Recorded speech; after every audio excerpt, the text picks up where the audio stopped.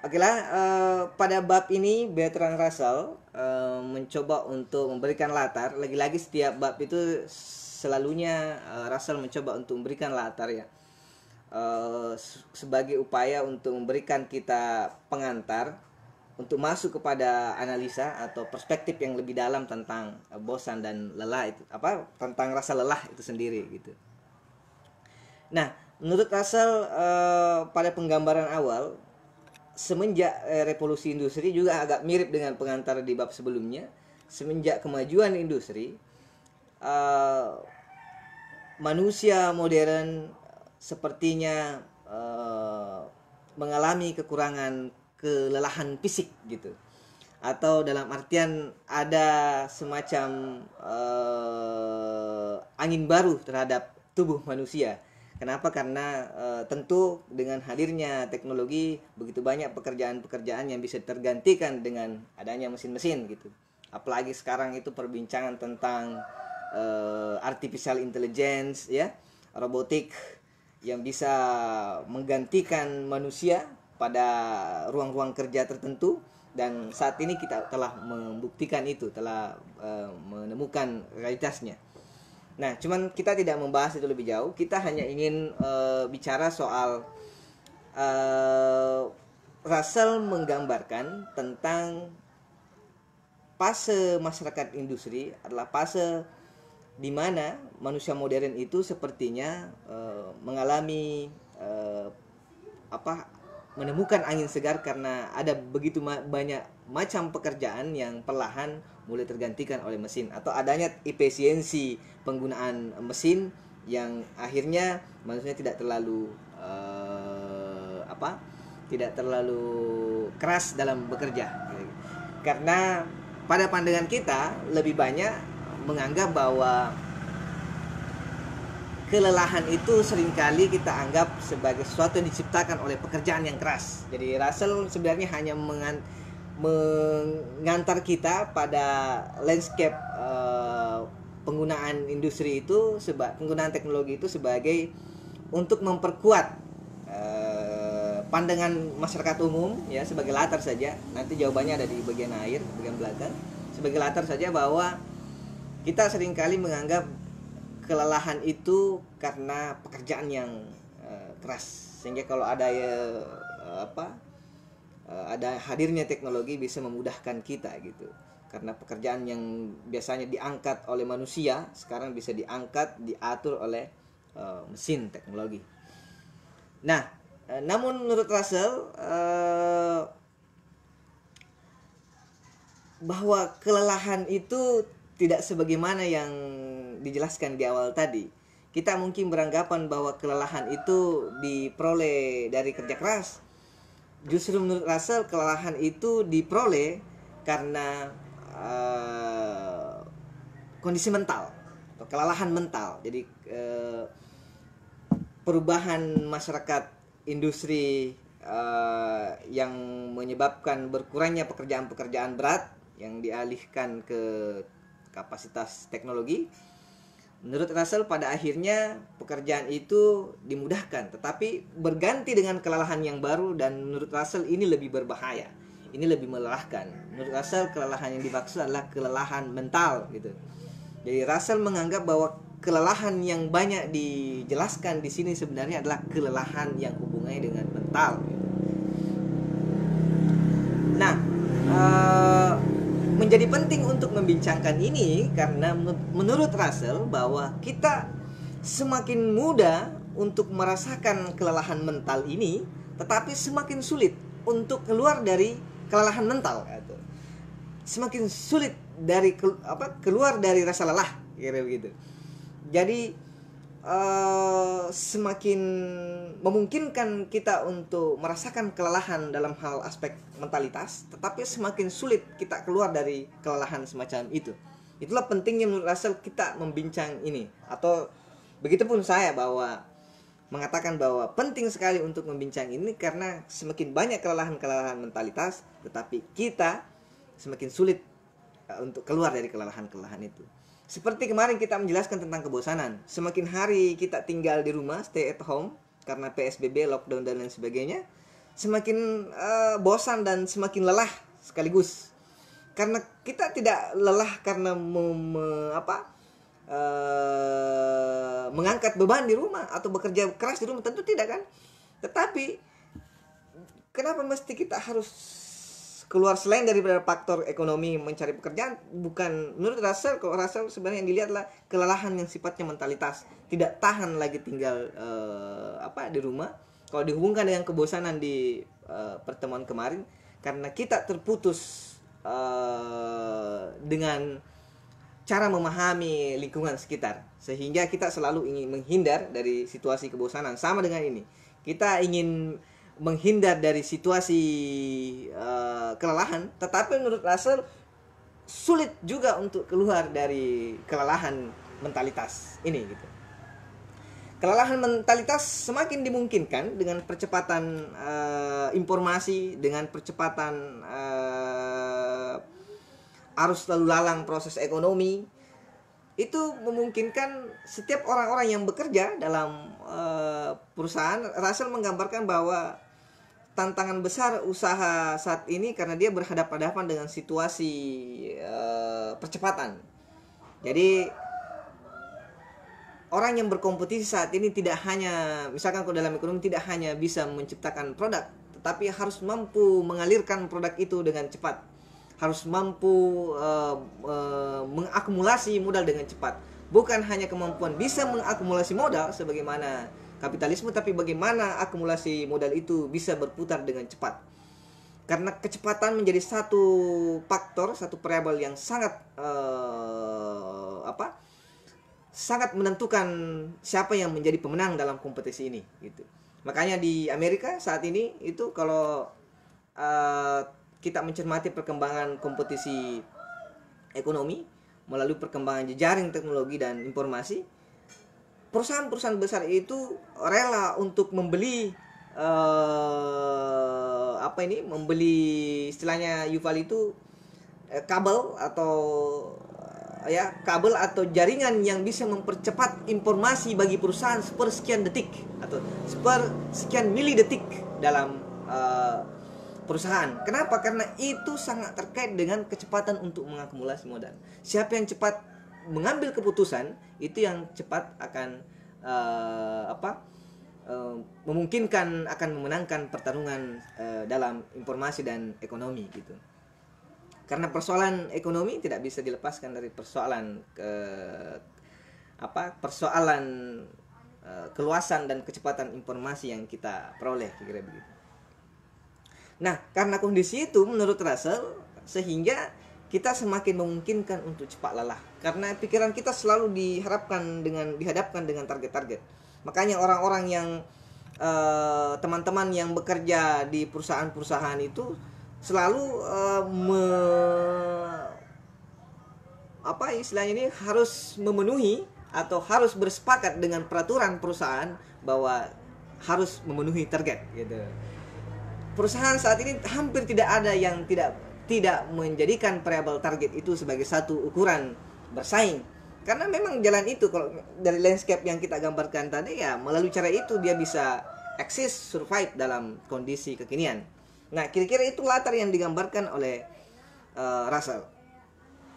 Nah, dalam kehidupan sehari-hari, dalam dunia kerja misalkan, pernahkah kita merasakan bahwa teman kerja itu seringkali dianggap sesuatu yang dilihat sebagai sebuah gangguan misalkan? Pernah nggak kita melihat bahwa hal-hal sepele yang mungkin dilakukan oleh teman itu justru kita anggap sebagai gangguan berat dalam pekerjaan kita? Nah, bagi Russell, itu adalah salah satu ciri-ciri kita sudah mengalami tanda-tanda kelelahan itu dalam pekerjaan. Kemarin juga saya sudah sampaikan bahwa kelelahan itu atau kebosanan itu seringkali nampak saat kita sudah merasakan bahwa tidak bekerja untuk diri sendiri gitu. Kalau kita sudah merasakan bahwa pekerjaan ini bukan untuk diri kita, berarti sebenarnya kita sudah tanda-tanda bosan, sekaligus kebosanan itu sangat dekat dengan kelelahan, kira begitu. Nah, olehnya itu menurut Russell penting untuk melihat fenomena masyarakat modern, ada semacam kecenderungan peningkatan kecemasan sosial gitu. atau kalau dalam kajian kita sehari-hari itu social anxiety gitu, kecemasan sosial. Nah, bahan-bahan atau informasi yang terkait dengan kecemasan sosial ini menjadi sangat urgent, sama dengan kita membincang, sama posisinya saat kita membincang ini menjadi sangat urgent karena kondisi tadi itu. Karena kondisi di mana percepatan informasi yang mempengaruhi kita dalam situasi kerja, sehingga kecemasan sosial itu meningkat. Itulah sebabnya juga Russell menyampaikan bahwa kecemasan sosial itu justru lebih banyak dirasakan oleh orang-orang yang memiliki struktur atau posisi tinggi dalam perusahaan dibanding yang di bawah. Justru orang-orang yang pekerjaannya memikirkan bagaimana perusahaan ini dijalankan lebih tinggi kecemasannya atau sumber deritanya dibanding orang-orang yang bekerja berdekatan dengan pekerjaan kasar atau fisik gitu. Tapi bagi Russell bahwa pada dasarnya sebenarnya kita semua punya rasa lelah yang sama gitu. Saya teringat dengan salah satu ayat yang kira-kira menyatakan bahwa sebenarnya kita diuji dalam kadar cobaan yang sama gitu. Semua orang akan diuji berdasarkan kapasitasnya. Russell sepertinya memberikan sinyal dan bersepakat dengan ayat itu. Memang bahwa kita sebenarnya punya kadar keresahan yang punya kadar keresahan yang sama gitu. Tetapi ada yang merasa keresahan itu akan berakibat pada kelelahan, ada keresahan yang berakibat pada derita karena perbedaan cara memahami keresahan, karena perbedaan cara melihat keresahan atau sesuatu yang dikhawatirkan, kira-kira begitu. Jadi yang membedakan sebenarnya bukan cobaannya, tetapi cara kita melihat cobaan itu, kira-kira begitu yang disampaikan Russell gitu. Nah, mengapa ini penting bagi Russell? Kita penting untuk mendedah keresahan dikarenakan karena ketika keresahan itu memuncak sangat dekat dengan kecenderungan untuk bersifat membangkitkan amarah, kira-kira begitu. Keresahan yang berlebihan bagi Russell sangat berbahaya karena akan memanggil amarah dalam diri. Itulah sebabnya kalau di dalam pekerjaan kita, misalkan kalau kita sudah dikejar target jangan coba-coba diganggu. Jangan coba-coba ditegur orang-orang yang kalau bisa diperhatikan, dia bisa membawa raut itu mulai dari rumahnya. Saya ditelepon ada tugas berat atau memang sudah ada pekerjaannya hari sebelumnya tidak selesai, ditambah lagi baru sampai disodorkan lagi pekerjaan baru. Nah, dan dia merespon, memahami itu sebagai sesuatu yang sangat membingungkan, sangat meresahkan. Jangan coba-coba ditegur. Pasti biasanya orang-orang yang semacam ini ketika ditegur pasti responnya dekat-dekat dengan amarah menurut Russell. Jangan dulu, jangan dulu kira begitu. Nah, ini adalah bukti bahwa pentingnya untuk memahami bagaimana kelelahan itu. Apalagi menurut Russell ini berulang-ulang disampaikan di beberapa bab. Misalkan bahwa kita ini tidak selamanya akan berjumpa dengan situasi yang kita harapkan gitu. Ini kan sangat menarik. Kita selalu tidak selamanya dipertemukan dengan kondisi yang kita harapkan gitu. Misalkan pagi ini kita mengharapkan ketika ke kampus, ketika ke kantor, tapi setelah kita ke kantor ada saja. Misalkan saat saya mau mengajar, awalnya bagus moodnya, tiba-tiba sampai misalkan mahasiswa belum ada, atau sampai mahasiswa ternyata belum mengerjakan tugas, padahal ini kita sudah masuk kita sudah masuk untuk berdiskusi misalkan. Nah, situasi-situasi semacam ini hampir semua pekerjaan itu menemukan gitu. Hampir semua pekerjaan akan berhadapan dengan situasi sulit seperti itu. Itulah pentingnya menurut Russell untuk memahami bagaimana memanajerial kelelahan, kira-kira gitu. Makanya Russell menawarkan sebuah metode gitu. Russell menawarkan sebuah metode bahwa perlu untuk mengetahui cara memikirkan kelelahan. dan menjadi terampil untuk menyelesaikan dan mengolah kelelahan itu menurut Russell perlu latihan gitu. Jadi bukan sesuatu yang setelah mengikuti diskusi ini tiba-tiba besok hari semua Anda tidak akan pernah mengeluh lagi, atau mungkin Anda sudah tidak bertemu lagi dengan situasi yang Anda tidak harapkan. Tidak mungkin. Tentu selalu situasi yang tidak diharapkan itu muncul. Dan makanya kita harus terus latihan menurut Russell. Latihan berpikir untuk mengelola kelelahan. Nah, salah satu bagian yang penting dalam hal ini menurut Russell adalah kita harus penting untuk memperoleh informasi dari sumber yang tepat. Jadi perlu untuk kalau kita bahasanya biasanya kalau kita lelah seringkali ingin meluapkan kelelahan, dan kita terkadang harus membutuhkan teman-teman dekat untuk diajak untuk meluapkan kelelahan itu. Sama kalau misalkan perempuan sedang lagi ada masalahnya, dia seringkali ingin, laki-laki juga seringkali ingin membutuhkan orang lain untuk meluapkan itu, membutuhkan saluran untuk meluapkan kelelahan itu. Menurut Russell tidak sembarang harus diluapkan, harus pada orang yang tepat. Karena kalau pada orang yang salah mungkin justru akan memukul kembali. Saat dia memukul kembali memungkinkan akan menciptakan kelelahan yang berlipat ganda. Nah, ini berbahaya. Lingkungan yang tepat juga menurut saya adalah hal yang perlu untuk dilihat, dipertimbangkan dalam hal upaya mengelola kelelahan. Mendapatkan informasi yang tepat di lingkungan yang tepat, datang di lingkungan yang tepat. Misalkan kita lelah, seperti misalkan kemarin kita bincang, kita bosan, tiba-tiba kita ke tempat karaoke, atau ke tempat yang lebih ekstrim lagi dari tempat itu misalkan. Menurut Russell itu justru hanya akan menciptakan kelelahan yang berlipat ganda. Ya, cobalah perhatikan orang-orang yang akhirnya datang ke tempat itu, bisa saja dia akan bertemu dengan masalah besar lagi gitu. Bisa saja dia akan berjumpa dengan situasi yang semakin memperberat kelelahannya gitu. Yang awalnya dia dimarahi sama bosnya misalkan di kantor, datang pergi happy untuk meluapkan itu, minum-minum untuk memabukkan misalkan. Pada akhirnya juga terlambat, besoknya lagi kena lagi, besoknya lagi tambah lagi kemarahan bosnya pada dirinya. Nah, itu menurut Russell bahwa perlu untuk melihat lingkungan mana yang harus dipilih untuk mengelola kelelahan, informasi apa yang dibutuhkan untuk mengelola kelelahan, dan siapa-siapa yang tepat untuk diajak untuk sharing kelelahan yang kita maksud. Nah, kembali saya ingin menegaskan bahwa kelelahan yang dimaksud Russell bukan kelelahan yang nampak secara kasat mata, maksudnya kelelahan fisik, kelelahan karena mengangkat misalkan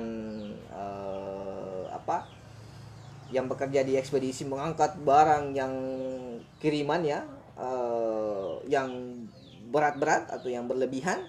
Bukan itu menurut Russell. Tapi menurut Russell bahwa kelelahan itu lebih banyak ke mentalitas. Juga temuan-temuan sains modern dalam banyak penelitian yang bicara tentang kelelahan justru itu lebih dekat berkaitan dengan emosi gitu. Kelelahan itu justru lebih dekat dengan emosi, atau lebih terkait dengan emosi. Kita seringkali beranggapan bahwa kelelahan itu disebabkan oleh pekerjaan fisik, sebagaimana yang saya sampaikan tadi. Menurut Russell sebenarnya itu lebih dekat dengan emosi. Kelelahan itu bukan karena pekerjaan berat, tapi disebabkan karena emosi. Nah, makanya Russell menawarkan semacam disiplin mentalitas, semacam psikologi kecemasan gitu. Perlu untuk mengelola psikologi kecemasan. Kenapa? Karena itu terkait dengan 3 hal menurut Russell.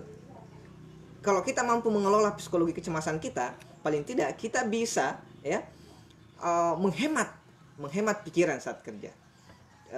Coba perhatikan misalkan saat kerja juga kita memikirkan begitu banyak pekerjaan yang lain atau masalah kita yang lain, itu semakin berat. Bagi Russell justru itu semakin Anda tidak konsentrasi. Saat Anda tidak konsentrasi kerja, itu juga akan membawa Anda tidak maksimal dalam pekerjaan. Padahal tujuannya adalah rasa lelah ini harus diselesaikan supaya pekerjaan juga bisa berjalan secara maksimal. Yang kedua, penting untuk mengelola psikologi kecemasan menurut Russell karena itu bisa menyembuhkan insomnia. Jadi disampaikan dalam buku ini juga bahwa penting untuk mengelola kecemasan karena itu terkait dengan insomnia. Apa istilahnya ini? Kondisi yang susah tidur. Saya juga seringkali dulu begini. Dan setelah membaca ini saya terbuka pikirannya gitu, bahwa betul-betul bahwa setiap saya begitu banyak trouble, masalah yang merundung kira-kira begitu, biasa yang kondisi itu berimplikasi atau berefek pada saya agak kesulitan untuk tidur gitu. Nah, kalau kita sudah kesulitan untuk tidur, bagi Russell itu akan pasti berdampak kepada kondisi tubuh. Kondisi tubuh pasti berdampak pada mood dan lain sebagainya. Pekerjaan esok hari pasti akan terdampak gitu. Nah, juga yang ketiga menurut saya, kalau kita mampu mengelola psikologi kecemasan, menurut saya itu kita bisa mengambil keputusan dengan baik. Jadi antara 3 poin tadi sebenarnya itu satu kesatuan yang terkait. Karena kalau mood Anda terganggu, kalau pikiran Anda ini istilahnya ini, kalau bahasa Jawanya itu mumet, pusing, memikirkan berbagai ragam problem, itu pasti Anda tidak bisa mengambil keputusan yang tepat gitu. Keputusan yang tepat itu sangat berhubungan dengan bagaimana Anda menjalani pekerjaan itu dengan baik. Nah, bagi Russell, kita tidak akan mungkin tidak mudah. Jadi bagi Russell itu tidak mudah sekali untuk mengubah rasa lelah atau kekhawatiran atau kecemasan. Kenapa? Karena menurut Russell itu akan tersave di alam bawah sadar. Jadi dia bagian akhir itu menyinggung tentang kuncinya ada di alam bawah sadar. Ya, menyinggung bahwa kita tidak akan mungkin mengubah keresahan itu spontanitas karena dia adalah sesuatu yang berakumulasi dan bekerja di alam bawah sadar. Olehnya itu kita juga harus mengakumulasi keyakinan, harus mengakumulasi prinsip-prinsip yang benar, metode psikologi kecemasan yang benar, supaya dia juga tersave di alam bawah sadar dan dia akan sewaktu-waktu bisa berguna dan bisa dipakai untuk mengatasi kecemasan, kira begitu. Karena apa yang membuat seseorang tertentu dengan orang yang lain berbeda dalam mengatasi kecemasan itu menurut saya terkait dengan proses akumulasi dari peristiwa yang lama yang mengkristal dalam alam bawah sadarnya dalam jangka waktu yang panjang. Itu yang membuat orang memiliki kombinasi dalam mengatasi yang berbeda-beda, karena kombinasi dari proses sosialisasi itu juga akan berbeda-beda gitu. Nah, lagi-lagi Russell seringkali menyampaikan bahwa kita lelah bukan karena faktor fisik seperti yang kita mungkin anggapi atau kita pikirkan sebelumnya, tetapi justru menurut Russell yang memberatkan kita dalam pekerjaan adalah karena pikiran kita tentang pekerjaan itu. Jadi kekhawatiran kita tentang pekerjaan itu. Menurut Russell dalam buku ini juga dituliskan bahwa bukanlah pekerjaan keras atau kerja keras yang membuat kita itu merasa kelelahan gitu. Tetapi yang membuat kita lelah adalah kekhawatiran kita terhadap pekerjaan kita. Jadi kekhawatiran kita terhadap pekerjaan, bukan pekerjaannya, tapi kekhawatiran kita terhadap pekerjaan. Saya kasih contoh, misalkan bukanlah misalkan masa depan yang nanti menjadi masalah bagi kita selama kita ini menjalani dan memantaskan diri setiap harinya, tetapi kecemasan kita yang berlebih terhadap masa depan itu yang akhirnya kita selalu terganggu dengan berbagai macam kekhawatiran tentang masa depan. Jadi menurut Russell itu kekhawatiran yang berlebih pada apa yang kita lakukan, bukan apa yang kita lakukan yang membuat kita lelah, tapi kelelahan itu disebabkan karena pikiran kita tentang apa yang kita lakukan, kira-kira begitu. Nah, kekhawatiran itu menurut Russell selalu terkait dengan ketakutan. Jadi kekhawatiran itu menurut Russell selalu terkait dengan ketakutan. Sedangkan ketakutan itu menurut Russell sangat terkait dengan kelelahan, gitu. Jadi kalau kita khawatir, ujungnya adalah kelelahan. Kelelahan itu, kekhawatiran itu terkait dengan ketakutan, dan ketakutan itu terkait dengan kelelahan. Jadi khawatir itu pada akhirnya kita akan merasakan kelelahan. Kira-kira begitu gambaran menurut Russell gitu. Makanya penting untuk memahami kita mestinya takut pada apa. Rasa takut ini harusnya diarahkan ke hal-hal apa gitu.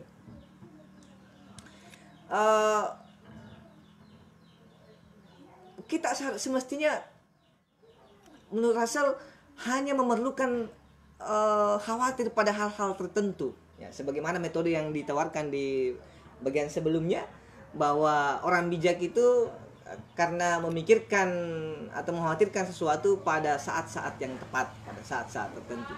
Jadi bukan misalkan kita punya masalah itu terus, tidak. Biarkan kita punya prioritas pada hal-hal apa yang mestinya ketakutan itu diarahkan gitu. Tentu kalau kehidupan ini macam-macam rasa ketakutan orang atau kekhawatiran orang macam-macam. Ada yang khawatir tidak menikah, ada yang khawatir karena tidak dapat pekerjaan, ada yang khawatir karena jatuh miskin, ada yang khawatir karena bangkrut dan lain sebagainya. Jadi macam-macam kekhawatiran itu sangat bermacam-macam. Menurut Russell, kita perlu untuk mengetahui dalam hidup kita sendiri kekhawatiran yang seperti apa yang mestinya dikhawatirkan. Misalkan kalau Supi misalkan, tentu dia tidak khawatir terhadap menjadi miskin secara material. Jadi paling tidak dia mampu mengalinasi kekhawatiran-kekhawatiran yang lain yang bisa membuatnya melingkar pada kekhawatiran yang tidak ada garis akhirnya gitu. Menurut rasa itulah pentingnya untuk memilih kita harusnya khawatir pada hal-hal apa saja gitu.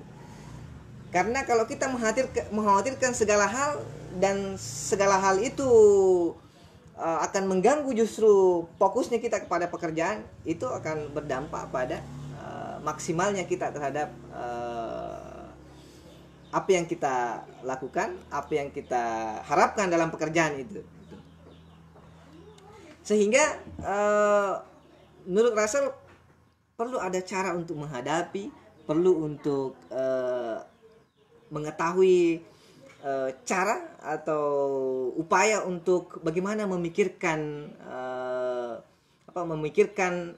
apa yang dikhawatirkan menurut Russell secara paling rasional. Jadi menurut Russell, ketika kita setelah memilih satu prioritas yang mestinya kita khawatirkan pada kurun waktu tertentu, harusnya kita harus memikirkannya dengan cara yang sangat rasional. Selain dengan cara yang rasional, Russell juga menawarkan agar kita memikirkannya dengan tenang gitu. Karena semakin kita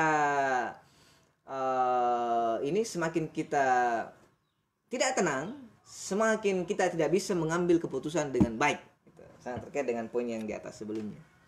Jadi Russell menawarkan untuk menghadapi situasi seperti itu, ya kita harus memikirkan serasional mungkin dan setenang mungkin.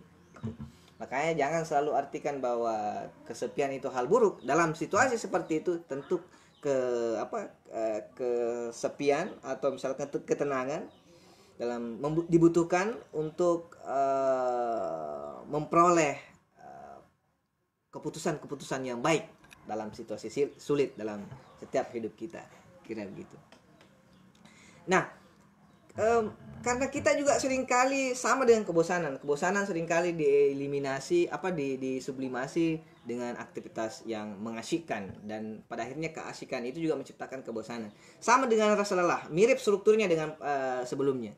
Dijelaskan juga Russell bahwa seringkali kita juga mengalihkan rasa takut itu kepada hal-hal yang menyenangkan, tetapi pada akhirnya itu justru akan memberikan umpan tumbuhnya rasa takut yang berlebihan gitu. Jadi menurut Russell, saat kita mengalihkan rasa takut itu dari ke arah yang menyenangkan, yang menyerukan, misalkan pergi ke Ramayana, pergi apa gitu. Nah, menurut Russell justru itu bisa memberikan umpan rasa takut itu membesar. Maksudnya kira-kira begini. Justru itu bisa mengkonfirmasi bahwa kita harus takut sama ini karena kita harus pindah ke kesenangan ini. Gitu. Jadi menurut Russell bukan berpindah sebenarnya, sama dengan kebosanan yang kemarin, bukan berpindah ke ini, bukan berpindah ke aktivitas yang lain yang kita anggap bisa menghibur kita atau memilih hiburan.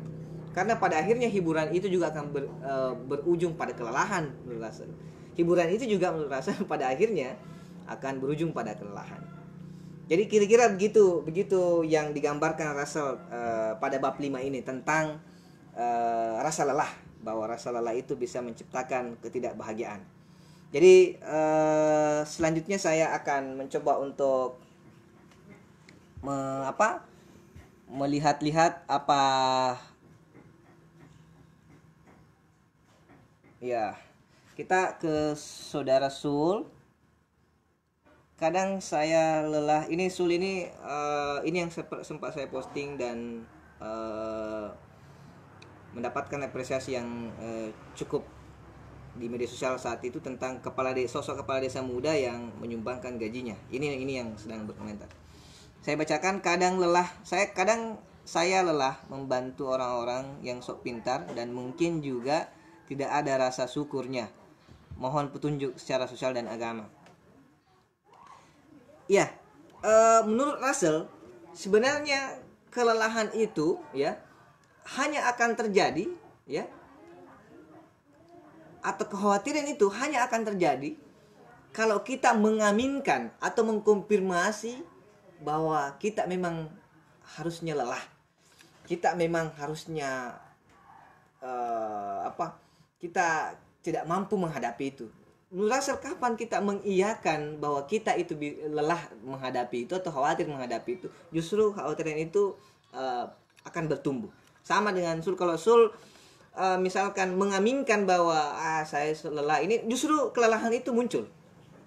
Menurut Russell, kita harus bertahan serasional mungkin, setenang mungkin untuk meyakinkan diri, untuk tidak bersepakat bahwa saya tidak akan lelah. Masalah ini bukan masalah enteng. Orang-orang yang banyak protesnya, tidak ada rasa syukurnya, itu selalu ada. Dan itu saya anggap sebagai sesuatu yang membuktikan bahwa saya bisa melewati hal semacam itu. Membuktikan bahwa levelku memang sudah bisa menghadapi situasi itu. Menurut saya penting sekali untuk mengkonfirmasi seperti